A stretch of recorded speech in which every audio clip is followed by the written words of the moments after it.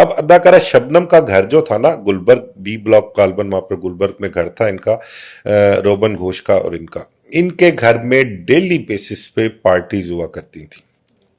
اس parties میں film industry کے لوگ بھی، خواتین ایکٹریس وہ بھی آیا کرتی تھی، ایکٹر بھی جایا کرتے تھے. اور اس دور کی جو بیوروکریسی تھی نا، ان کی بیگمات بھی ان پارٹیوں کی زینت بنا کرتی تھی، وہ انجوائے کیا کرتے تھے. اور اس دور میں کہہ لیں کہ آپ جو ان پارٹیوں کی خاص جو آئٹم ہوا کرتی تھی نا، جو آج کل تو ڈانس پارٹیز ہیں نا ہمارے، جو وہاں پہ تو نت نئے قسم کے نشے، آئس ہو گیا، کوکین ہو گئی، اپنا ویڈ ہو گئی، یہ اس قسم کی چیزیں تو آج کی. لیکن اس دور میں کیا ہوتا تھا کہ اگر بہت بھی ایلیٹ کلاس کی کوئی پارٹی ہوتی نا، تو اس میں انگریزی شراب جو ہے نا، ولایتی شراب جس کو کہتے ہیں، وہ زیادہ تر استعمال ہوا کرتی تھی.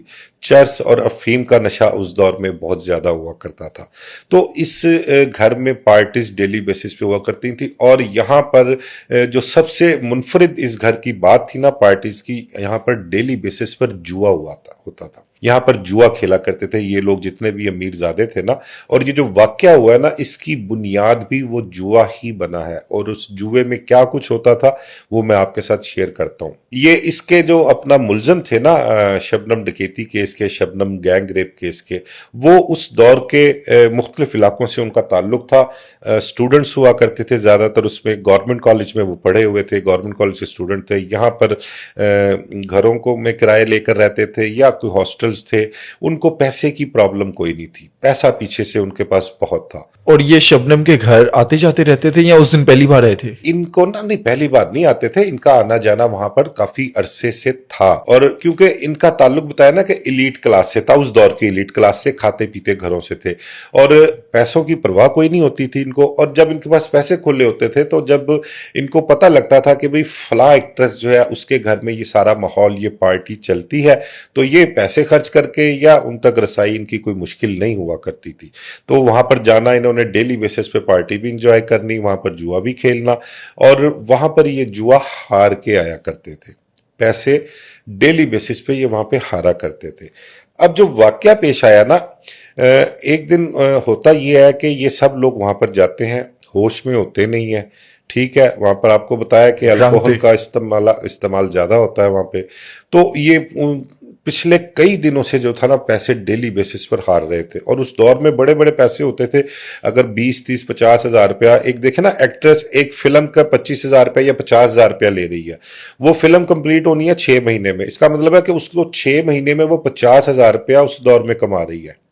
اور 50 ہزار روپیہ یا لاکھ روپیہ آپ 2 گھنٹے 4 گھنٹے میں ہار جا کے، تو وہ کتنی بڑی اماؤنٹ ہوگی اس کے لیے کہ وہ 1,50,000 روپیہ آپ 2 4 گھنٹے میں جو ہے وہ کما رہے ہو، اور 6 مہینے میں آپ کما رہے ہیں. 50,000 لاکھ جتنے بھی جوئے میں ہارتے تھے، اس سے جس گھر میں جوا ہو رہا ہوتا تھا انہیں کیا فائدہ تھا؟ اداکارہ شبنم کو کیا فائدہ تھا؟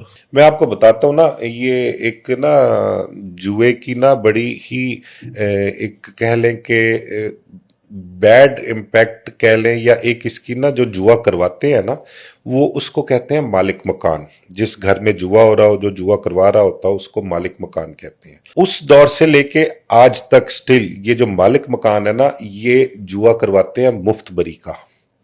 اب مفت بری کیا ہوتی ہے؟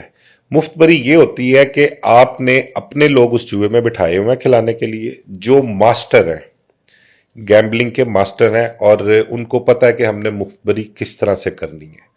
بڑے بڑے میں نے اپنے کیریئر میں دیکھے ہیں جو مفت بر ہیں نا، جو جوا کھیلتے ہیں. آپ یقین کریں، آپ ان کو تاش کے پتے دے دیں نا، اور ان کو وہ تاش کے پتے لے کے نا، دیکھ کے انہوں نے پھینٹنے ہیں، یا وہ انہوں نے دیکھنا ہے تاش کو، دیکھنے کے بعد انہوں نے پکڑا کے نا آپ کو پکڑا دینا ہے کارڈ، انہوں نے کہنا کہ آپ کارڈ بانٹ لیں.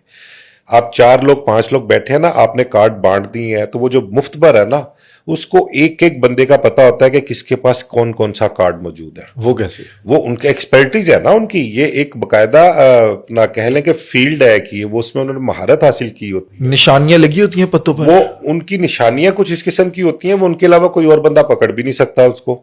میں 2-3 واقعات آپ کے ساتھ شیئر کروں گا ابھی اس کے حوالے سے کہ لوگ کرتے کیا ہیں.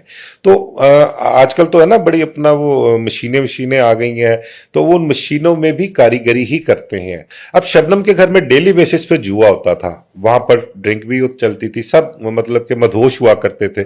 اس مدہوشی کے دوران اب شبنم اور روبن گھوش جو تھے نا, وہ ایکسپرٹ بھی تھے اور ان کے پاس لوگ بھی ہوا کرتے تھے. وہ کرتے کیا تھے کہ یہ جتنے بھی یہ لڑکے تھے نا امیر زادے, وہاں پر جوا کھیلتے تھے تو ان کے ساتھ مفت بری میں ان کا مال لیتے تھے. وہ اسی طریقے سے کچھ یہی طریقے جو میں نے بھی آپ کو بیان کیا ہے. اچھا, یہ اوتھینٹک بات ہے, مطلب یہ آپ کے جاننے والوں نے یہ کلیئر بات بتائی ہے یا الزام کی حد تک ہے؟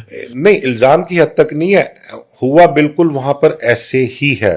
یہ لوگ وہاں پہ جاتے تھے ڈیلی بیسس پر, وہاں پر جوا کھیلتے تھے, وہاں پر بڑی رقم ہارا کرتے تھے. اس دور میں اگر آپ 1,00,000 روپیہ بھی لگا لینا اس دور میں کہ ایک رات میں یہ وہاں پر ہار کے آتے تھے, تو وہ 1,00,000 روپیہ بہت بڑی رقم ہوا کرتی تھی اس دور کی. ٹھیک ہے, 1,00,000 میں کئی ایکڑ جگہ آتی تھی اس دور میں. تو یہ وہاں پر جب پیسے ہارتے تھے نا, تو ڈیلی بیسس پر انہوں نے پیسے ہارنا شروع کر دیا. ان کو سمجھ نہیں آتی تھی کہ ہمارے ساتھ ہوتا کیا ہے. جس دن یہ واقعہ ہوتا ہے نا شبنم ڈکیتی والا, اس دن بھی رات کو وہاں پر جوا ہو رہا ہوتا ہے, اور یہ جوئے میں بڑے پیسے ہارتے ہیں, اور ان کو سمجھ آ جاتی ہے, یہ اس چیز کو پکڑ لیتے ہیں کہ ہمارے ساتھ ڈیلی بیسس پر مفت بری ہو رہی ہے, ہمارے پیسے لوٹے جا رہے ہیں. ان کو اس چیز کا یقین ہو جاتا ہے. یہ نشے میں ہوتے ہیں, یہ وہاں سے شبنم کے گھر سے چلے جاتے ہیں. وہاں سے نکل کے جب یہ چلے جاتے ہیں, اس کے بعد پھر یہ 2 گھنٹے بعد پلان کرتے ہیں.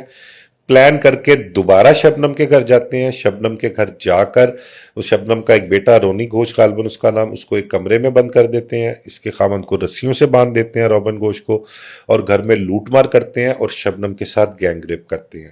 یہ واقعہ پیش آیا تھا شبنم کے ساتھ, اور کئی گھنٹے تک یہ وہاں پر موجود رہے تھے. انہوں نے شبنم کو ٹارچر بھی بہت کیا تھا, تشدد کا بھی بہت نشانہ بنایا تھا انہوں نے. خیر, دن چڑھنے سے پہلے یہ لوگ وہاں سے اپنی کاروائی ساری ڈال کے, یہ بربریت اور کہہ لیں کہ ایک خوفناک عمل سرزد کر کے یہ وہاں سے سب فرار ہو جاتے ہیں. ریئیکشن کیا آتا ہے؟ ریئیکشن یہ ہوتا ہے کہ شبنم دن جب چڑھتا ہے نا, تو اطلاع بھیجتی ہے اداکار ندیم کو, اداکار محمد علی جو اس دور کے بڑے سپر سٹار تھے, ٹاپ سٹار تھے. شبنم کی ان کے ساتھ بڑی فلمی جوڑی ہوا کرتی تھی, ان کے ساتھ بہت سی فلمیں انہوں نے اکٹھے کی ہیں. تو ان کا شبنم کے ساتھ بہت کلوز ریلیشن تھا.